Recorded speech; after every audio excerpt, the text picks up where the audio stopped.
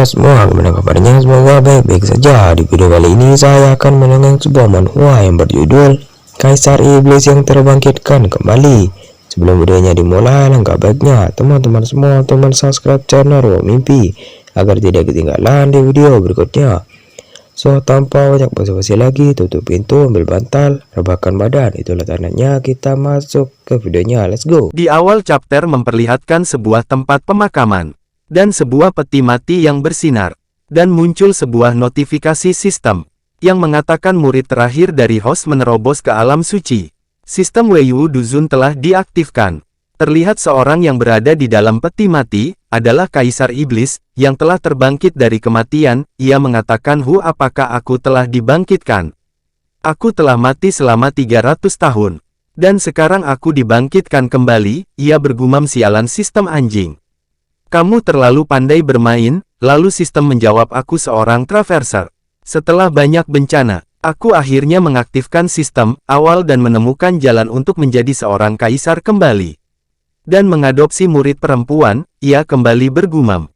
Sistem mengingatkanku bahwa ketika aku menerima 108 murid dan setiap murid memahami jalan yang lengkap, aku dapat memanfaatkan angin timur dan merubah nasibku. Sayangnya, sampai umurku habis, aku tidak mendapatkan hal itu untuk mengubah nasibku. Karena terlalu banyak murid. Sebagai info tambahan aja ya guys. Jadi sistem tuh udah ada waktu si MC masih hidup. Dan si sistem ngasih misi buat punya 108 murid. Dan semuanya harus mencapai alam suci biar dapat hadiahnya. Tapi sampai si MC mati, murid belum semuanya sampai ke alam suci. Butuh 300 tahun buat semua murid si MC menerobos ke alam suci. Nah sekarang si MC dibangkitkan lagi karena semua muridnya sudah menerobos ke alam suci dan klaim hadiahnya. Nah itu adalah infonya.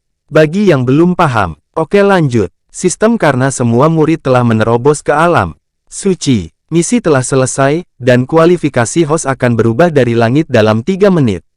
Tanpa diduga, 300 tahun kemudian akhirnya aku menunggu hari ini tiba.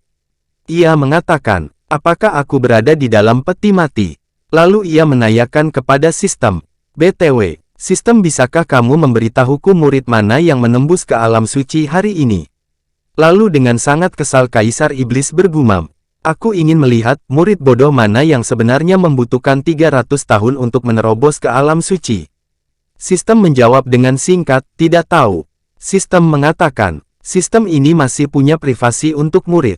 Kalau begitu katakan padaku kapan murid kedua dari belakang yang menerobos ke alam suci. 230 tahun yang lalu ia mengatakan, sial, bukankah itu berarti jika murid terakhir ini menjadi alam suci lebih awal? Maka aku tetap tidak bisa dibangkitkan lebih awal. Sistem pun memulai proses perubahan nasib. Dan peti mati itu bersinar. Sialan, setelah aku mengubah hidupku sebagai seorang guru, aku akan pergi mencari kamu sehingga kamu dapat merasakan cinta terlambat selama 300 tahun. Dan petir pun menyambar ke tempat pemakaman Kaisar Iblis. Terlihat orang-orang yang membuka makam tersebut. Orang itu mengatakan, Tuan Li ini luar biasa, tidak salah jika itu adalah tahap akhir dari semi suci. Lalu Tuan Li memasang wajah yang sangat membanggakan dirinya. Gasken, ayo masuk dan lihat. Pintu itu pun terbuka, dan mereka langsung masuk ke dalam makam tersebut dan terlihat patung naga yang sangat besar mengelilingi makam Kaisar Iblis. Salah satu dari mereka mengatakan, sial, itu kayu Qiankun yang besar, ini adalah bahan terbaik untuk membuat harta roh berkualitas tinggi dan instrumen magis tertinggi ini terlalu mewah.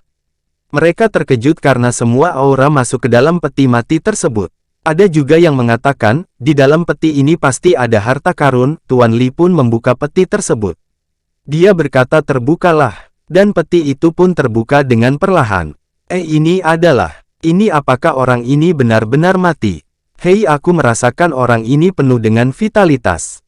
Mati, pasti mati. Kaisar Iblis tertinggi ini mendengar bahwa ajalnya semakin dekat. Dan dia meninggal di akhir hidupnya. Lalu terlihatlah Kaisar Iblis yang sedang tertidur. Ada yang berkata, seseorang pasti memasukkan harta di dalam mulutnya untuk menjaga tubuhnya agar tetap utuh. Tuan Li berinisiatif untuk membuka mulut Kaisar Iblis. Namun sebelum tangannya menyentuh mulut Kaisar Iblis, Kaisar Iblis terbangun terlebih dahulu. Mereka yang sangat terkejut melihat sosok pria yang telah terbangun. Apa dia hidup kembali? Pencuri makam sangat berani ya, kata Kaisar Iblis. Salah satu dari mereka mengatakan, kamu siapa kamu? Mengapa ada di sini? Lalu Kaisar Iblis menjawab, makam ini dibangun untukku. Seharusnya aku yang menanyakan hal tersebut. Mengapa kalian masuk ke makamku dan kalian masuk tanpa izin? Dasar pencuri tidak tahu malu. Kamu bilang siapa aku? Seseorang dari mereka mengatakan apakah kamu adalah Kaisar Iblis tertinggi? Mustahil Kaisar Iblis tertinggi sudah mati 300 tahun yang lalu. Dan bagaimana bisa Kaisar Iblis terlihat seperti anak muda yang tampan? Tuan Li berkata dia pasti palsu.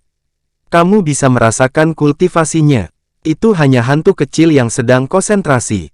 Salah satu dari mereka juga berkata, sungguh tidak butuh waktu lama baginya untuk menerobos keadaan konsentrasi.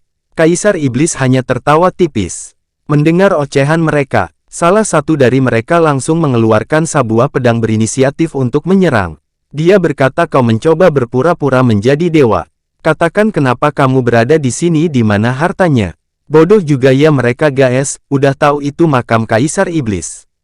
Masih aja nanya kamu siapa kenapa berada di sini.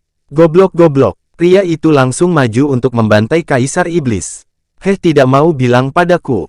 Kalau begitu jangan salahkan aku jika aku membunuhmu. Dengan sangat kejam, Kaisar Iblis mengatakan, dasar orang bodoh. Selamat tinggal nak. Mereka terlihat sangat terkejut, karena serangannya bisa dihentikan dengan sangat mudah.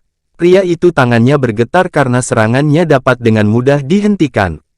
Pria itu bergumam, aku baru saja mengeluarkan kekuatan penuh bagaimana bisa dia menghentikannya dengan mudah. Ini tidak mungkin. Kakinya sampai bergetar saking takutnya. Ingin menarik pedangnya kembali. Terlambat. Lalu Kaisar Iblis menyerangnya dan mencekik lehernya. Sampah dari alam dewa sepertimu sangat ingin mati. Apakah hidup sendiri terlalu lama? Ingin cepat-cepat mati. Tuan Li dan kelompoknya sangat terkejut, melihat orang yang berada di alam dewa bisa dikalahkan dengan mudah oleh orang yang berada di alam konsentrasi. Pria itu berkata dengan nafas yang hampir tidak akan keluar lagi. Lengze apa yang kamu lakukan cepat bantu aku. Lengze langsung maju menyerang Kaisar Iblis. Hei cepat lepaskan dia. Kaisar Iblis berkata siapa yang menyuruhmu untuk berteriak di depanku. Kaisar Iblis langsung membunuh pria itu. Sampai-sampai dia menjadi butiran-butiran debu yang bercampur dengan darah. Lengze terdiam melihat temannya mati dengan mudahnya. Lengze bergumam dia benar-benar melakukan serangan biasa tetapi bagaimana bisa dia membunuh orang yang berada di alam dewa hanya dalam waktu sedetik. Sekedar info ya guys. Alam dewa tungak tinggi-tinggi amat. Saat ini, apakah kamu masih memiliki kekuatan? Sepertinya kamu tidak ingin hidup lagi. Dan Kaisar Iblis mencabut kepala Lengze dengan sangat mudah. Yang membuat Lengze mati seketika dengan keadaan kepala yang tercabut. Dan mengeluarkan banyak cairan merah. Salah satu dari mereka mengatakan, aku ingat bahwa orang itu berada di alam dewa tahap akhir. Tapi bisa dibunuh dengan mudah. Pria itu mengeluarkan keringat dingin. Melihat kengerian dari Kaisar Iblis. Seberapa kuat kekuatannya? Selanjutnya adalah kalian. Lalu pria botak yang bercucuran keringat sangat-sangat ketakutan, sampai-sampai kepalanya tambah berkilau hehehehe. Pria botak itu mengatakan apa yang harus kita lakukan Tuan Li selanjutnya. Pria botak itu terkejut karena Tuan Li yang seorang pemimpin regu malah pergi duluan. Kenapa kalian diam saja, lari, dibandingkan hidup, harta itu hanyalah sampah.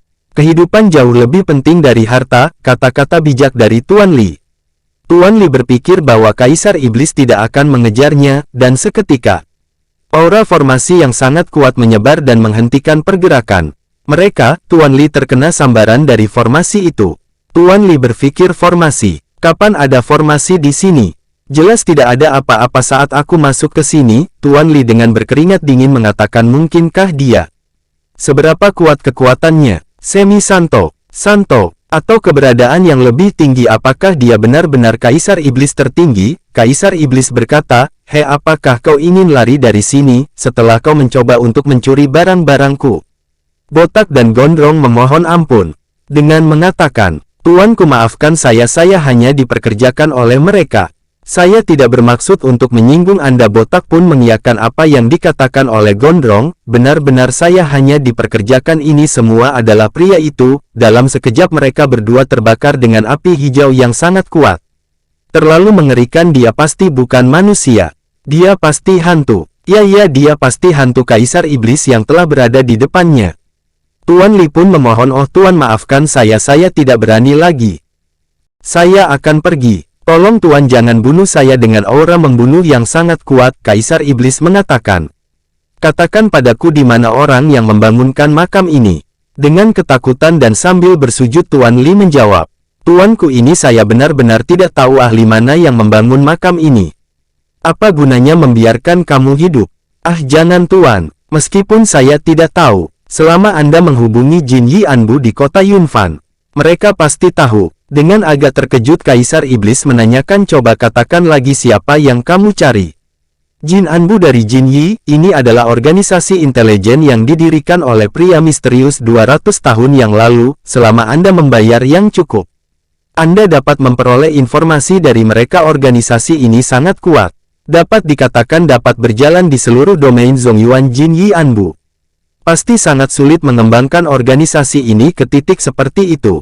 Menurut sifat sembrono dari pria tua itu, "Tuan, apa yang ingin Anda ketahui?"